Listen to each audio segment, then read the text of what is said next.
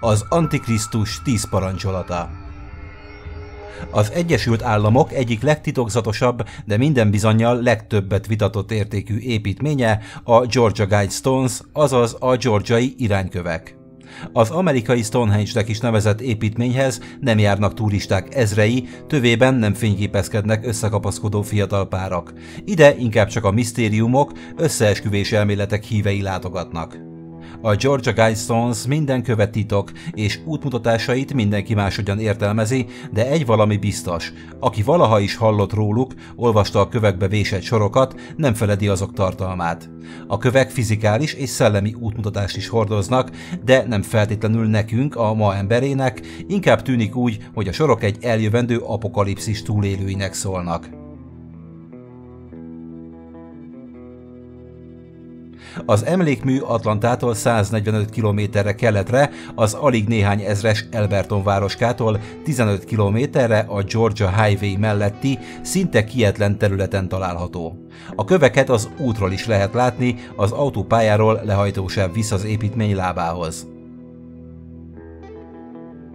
A kövek egyenként több mint 20 tonnásak, és közel 6 méter magasan emelkednek a földfelszín fölé. Az emlékmű első ránézésre is az ősi angliai druida kultusz helyett a Stonehenge-et idézi, nem véletlenül. A 4 gránit tömbből és egy fedőlapból álló építményt a Stonehenge-hez hasonlóan úgy tájolták, hogy az égboltot tükrözze vissza. A precízen elhelyezett réseken át a napsugarak minden délben az adott dátumra mutatnak, emellett tájolásuknak köszönhetően a napi egyenlőséget és napfordulókat is követni lehet rajtuk, továbbá a boldozati nyíláson át lokalizálni lehet a sarcsillagot is az égen. A hatalmas kövek mellett található egy földbe süllyesztett gránitkő is, amelyen különféle adatok és magyarázatok olvashatók a kövekkel és azok elhelyezkedésével kapcsolatban. Ezen kő azt is jelzi, hogy egy időkapszulát helyeztek el a földben, ám ennek se az elhelyezési dátumát, se a felnyitása időpontját nem adták meg rajta. 1979. júniusa. Elbert megye, Georgia. Egy pénteki napon az Elberton Granite Finishing Company irodájába egy őszülő hajú, elegáns úriember lépett be, aki a társaság elnökét, Joe H. Fendley-t kereste. A különös bemutatkozás során a rejtélyes férfi Robert C. Christian néven mutatkozott be, ám azonnal jelezte, hogy ez nem a valódi neve, mivel azt szeretné titokban tartani. Az ő szavait idézve azt mondta, hogy egy kis, lojális amerikai csoportot képvisel, amely egy kifejezetten monumentális építményt szeretne Elberton környékén felállítatni. Elmondása szerint azért erre a kis georgiai városra esett a választásuk, mert itt találhatóak a legszebb gránitkövek, kellemes az időjárás és elég messze van a különböző turista látványosságoktól, ráadásul neki személy szerint az anyja is erről a vidékről származott. Mr. Christian elmagyarázta Mr. Fendley-nek, hogy olyan speciálisan faragott gránitköveket szeretne megrendelni, amelyek bármilyen földi katasztrófát képesek túlélni. A gránittömbökbe a világ 8 nyelvén kellene olyan feliratokat vésni, amelyek útmutatást adnak majd az apokalipszis túlélői számára az új világ felépítéséhez és irányításához. Mr. Fendley az építmény átadása után nem sokkal egy tévéműsorban tett nyilatkozatában azt mondta: azt hittem, elment az eszem, vagy ha nem az enyém, akkor az öreg úré. Azon járt az agyam, hogyan rázzam le. A valódi ár többszörösét mondtam neki, elvégre ez egy hatalmas mű, amely rengeteg munkást, szakértőt és különleges eszközöket igényel. Ő azonban csak némán bólított és arról érdeklődött, mikor lehet kezdeni a munkálatokat és mikor lesz kész. Be kell vallanom, aggódtam a pénzkérdés miatt, ezért úgy döntöttem, tovább küldöm a Granite City Bank igazgatójához. Wyatt C. Martin bankigazgató a második és egyben utolsó ember, aki Elbertonban személyesen találkozott Robert C. Christiannal. A több mint 80 éves öreg úr így emlékezik. Fendley felhívott és azt mondta: egy furcsa ember itt egy őrült emlékművet akar állítani, átküldöm hozzád pénzügyekben. Amikor az úriember megjelent a drága öltönyében, ízes beszédével, rögtön tudtam, hogy komolyak a szándékai és egy művelt emberrel beszélek. Azonban amikor közölte, hogy álnevet használ, megint elment a kedvem az egész ügytől. Elmondta, hogy a csoport, amelynek tagja, több mint 20 éve tervezi ezt az emlékművet, és most jött el az ideje, hogy ez el is készüljön. Ez az emlékmű nem csupán gránitkövek csoportja, de útmutatás, kalendárium, óra és iránytű is egyben. Azonnal közöltem vele, hogy ezzel az erővel ki is dobhatja az ablakon a pénzét, de ő csak komolyan nézett és azt mondta, maga ezt nem érti. Ekkor kivittem a város főterére, és megmutattam neki a 200 éves városalapítás emlékére állított emlékművünket, jelezve, ekkora a legnagyobb gránitkő emlékmű, amelyet valaha készítettünk. Ő nem látott ebben problémát, jelezte, hogy hétfőn visszatér, addig bérel egy repülőt, hogy a magasból találjon megfelelő helyet az építménynek. Na, ekkor már kezdtem komolyan venni, hétfőn vissza is tért, és én még egyszer kijelentettem, álnévvel nem adhat le rendelést, hisz így semmi biztosítékunk nincs, hogy a hatalmas munkadíj valaha is megérkezik. Ekkor Mr. Christian megígérte, hogy elárulja a nevét, de az soha nem kerülhet nyilvánosságra, élő ember meg nem tudhatja, hogy ki áll az építkezés mögött. Írásba kellett adnom, és meg is esküdtem rá, hogy a dokumentumokat az építmény elkészülte után megsemmisítem. Mr. Christian azt is elmondta, a pénz különböző bankokból érkezik majd, hogy azt se lehessen lenyomozni. Mielőtt Christian elhagyta a várost, felkereste még egyszer Fenley Gránit mestert egy cipős doboz társaságában. Ebben az emlékmű fából készített mása volt, valamint több oldalnyi matematikai, asztrológiai utasítás az építéssel kapcsolatban. Miután Fenley ezeket elfogadta, és a telefon is megérkezett a bank igazgató Martintól a $10,000 letétről, Mr. Christian illedelmesen megköszönte a közreműködést és elköszönt. Engem soha többé nem lát, mondta, és készfogás nélkül távozott. Valóban, soha többé nem láttuk Albertonban, mondja Fenley, néha írt, érdeklődött a földvásárlással, az építéssel kapcsolatban, de soha nem jött levél tőle ugyanabból a városból. A titokzatos férfi végül 1979. október 1-én vásárolta meg a földterületet akkori tulajdonosától, a Wayne Mulinex gazdaságtól, ezután elkezdődtek a munkálatok is a gránitüzemben. Az emlékmű még az elkészülte előtt hatalmas port kavart a kisvárosban, mivel a lakók azt beszélték, Fenley és Martin összejátszanak és saját zsebükre dolgoznak. Az ügy olyan komollyá vált, hogy a két férfi vállalta, hogy elmegy a rendőrségre hazugságvizsgálatra, amely meg is történt, és mindketten igaznak bizonyultak. Fenley barátai, sőt a helyi lelkész is azzal vádolta a mesterembert, hogy az ördöggel kötött egyezséget és az ő művét készíti ekkora odaadással.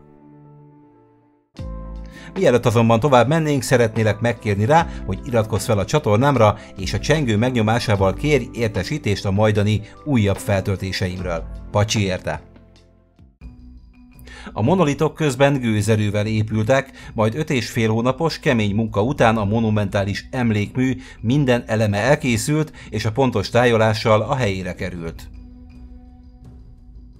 A kövek asztrológiai tájolása olyan nehéz volt, hogy Fenley segítséget kellett, hogy kérjen a Georgia Egyetem csillagászaitól.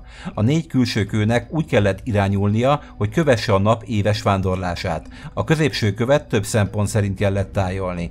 Ebbe lyukat kellett vágni, melyen keresztül a sarkcsillag állandóan látható, valamint egy rést is, amelyen a napfelkeltét lehet követni napfordulókor és napi egyenlőség idején. A zárókövön pedig egy 7/8-as rést kellett hagyni úgy, hogy ezen keresztül délben a napfény áthaladhasson és megvilágítsa a középső követ, melyen ezáltal az évnapjai leolvashatóak. Az emlékmű fő eleme mégis az a 8 nyelven, angol, spanyol, orosz, kínai, arab, héber, hindi és szuahéli bevésett mondatsor volt, mely a 4 külső kő mindkét oldalán látható. A kövek tetején 4 nyelven, egyiptomi hieroglifákkal, klasszikus görög nyelven, szanszkritül és babiloni ékírással magyar nyelvre fordítva ez olvasható. Legyen ez útmutató az értelmes, észszerű kor számára. Az irányköveket e videó feltöltésének napjához képest pontosan 40 évvel ezelőtt, 1980. március 22-én avatták fel 100, más források szerint közel 400 fős közönség jelenlétében. Hamarosan megjelentek az első turista csoportok Japánból, Kínából. Alberton rákerült a világ térképre, ám az első látogatók borzongva olvasták a kövek utasításait. Lássuk! Mik ezek az utasítások? Tartsátok 500 millió alatt a népesség számot, összhangban a természettel.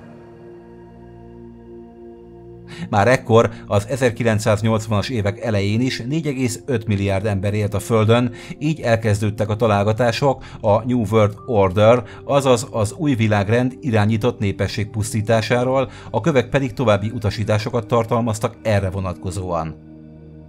Talán szándékosan elterjesztett és vagy irányított járványokkal próbálják majd elérni a kőtáblákra írt népességszámot? Szaporodjatok bölcsen, fejlesszétek az állóképességeteket, törekedjetek a sokféleségre.